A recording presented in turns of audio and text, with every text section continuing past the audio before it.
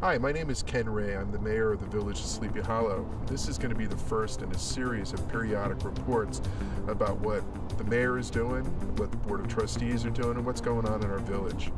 By the time you see this, or many of you see this, we will have adopted a new budget for the fiscal year 2010-2011.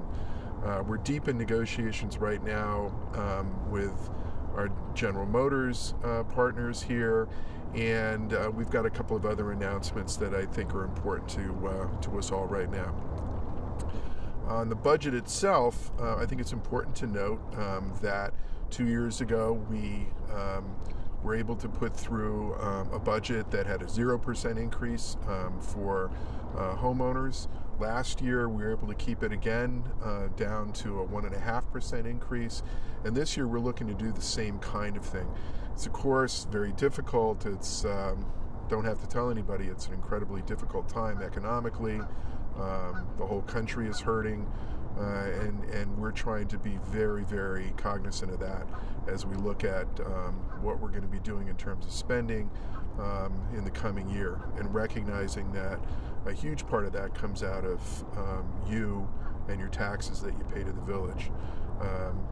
We're being very careful and looking forward to coming in with a budget with the same range. With General Motors, we are in weekly contact with the folks in Detroit, usually through conference calls, and have been working very, very hard to finalize a deal to bring this down to getting a real development project started here. I want to remind everybody of something that's very, very important. There's the process of bringing this development along is one that's been going on, as you know, for many, many years.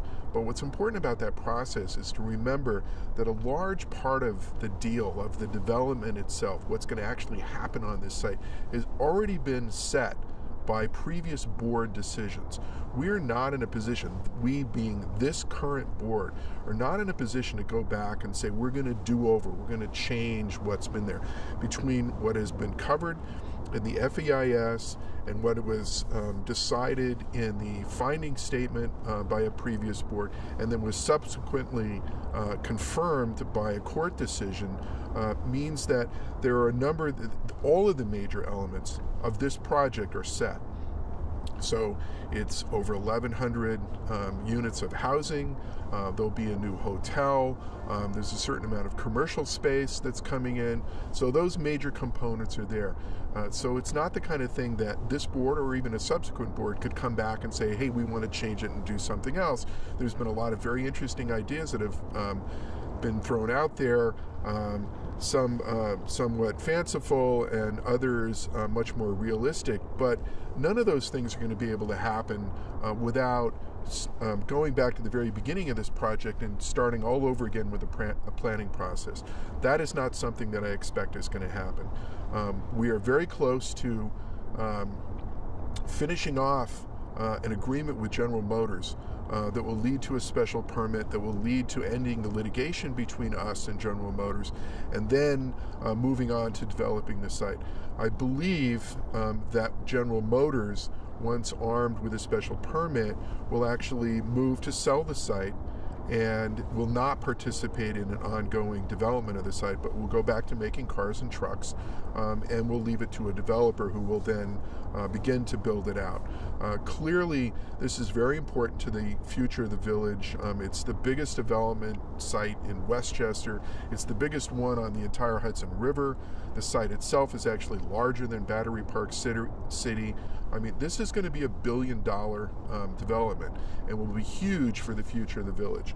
So we need to be cognizant of that. We need to understand what the impact is going to be as we go forward. Clearly, there's a huge tax difference to the village and to our school district, and we are excited about the possibility that we can get this done in the very near future. Right now I'm cautiously optimistic that we can actually get this done this year, and that the sale will occur this year. So we'll see how that comes out. There's still some difficult things to nail down with General Motors, but I think we're going to get there. The next, and even a more immediate problem for us, or project for us, is our water supply. It's important for all of you to know that we have, for our current needs, much less for the need to accommodate a future development here in the village. For our current needs, we're undersized in terms of our water reservoir. We've got a water reservoir that was put together in 1925 up in what is now the Rockefeller State Preserve. It has a capacity of over 800,000 gallons, which seems like a lot until you look at what our planning needs are as we look out to the next 50 years or more. We need probably 2.4 million gallons in order to adequately supply what our needs are today, plus future development and other needs in the village.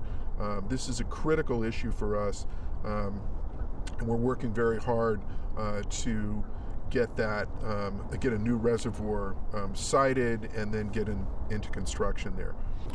We've been making some changes within Village Hall and some of our key management positions, and one of the most important of those is our Chief of Police.